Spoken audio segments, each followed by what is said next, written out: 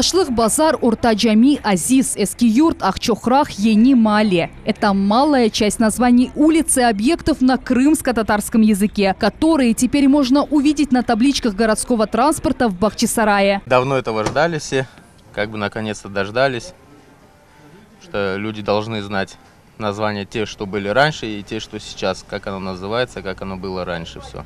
Заветная мечта теперь реальность. 90-летний бахчисараец Абла Мамутов видел эти названия много лет назад. Тогда все они были на родном языке. Вот и теперь, когда депортации, они радуют глаза Аксакала. В этом есть и его заслуга. Я очень обрадовался, сердце радуется до сих пор. Я давно хотел, чтобы так было. Я сам родился в Бахчисарае. Если что новое появляется в городе, я замечаю и горжусь. Такие изменения радуют. 36 табличек, 4 городских направления, и это только начало. Нововведения, а точнее исторические топонимы коренного народа появились здесь не случайно. Бахчисарайские общественники обратились к городским властям, а в реализации задуманного помогли местные предприниматели.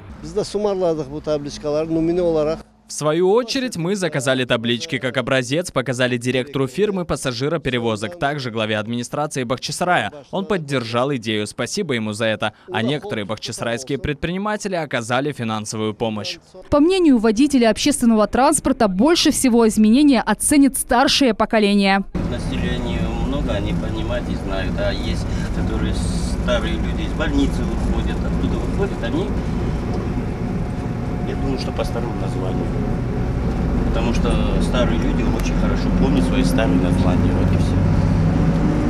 Символично, что исторические названия на табличках транспорта появились на Курбан-Байрам. И немаловажно, что в столице Крымского ханства. В ближайшее время такие вывески планируют установить и на других маршрутах. Не только в городе, но и по всему Бахчисарайскому району. Это вполне нормальное явление.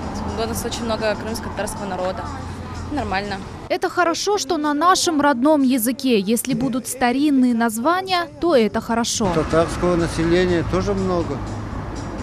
Старики, например, они с удовольствием почитают по-татарски, куда ему ехать. Это очень хорошая тенденция в связи с тем, что это наша память, память нашего народа. И это не должно забываться, это должно жить в нашем народе. Потому что наши молодые поколения тем самым не будут знать, если мы не будем подражать такие традиции.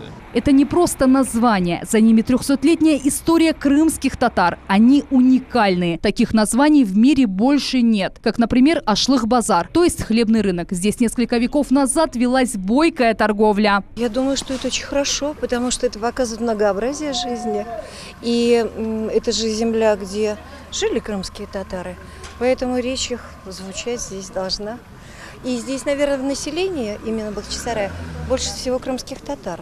Поэтому видеть известные им названия на своем родном языке, наверное, это правильно, по высшей правде. Это хорошо. Общественники надеются, что вскоре крымско-татарские названия улиц, объектов и городов можно будет увидеть по всему Крыму. А соотечественников из других районов призывают проявить инициативу. Айша Шулакова, Алишер Алимов, телеканал Миллет из Бахчисарая.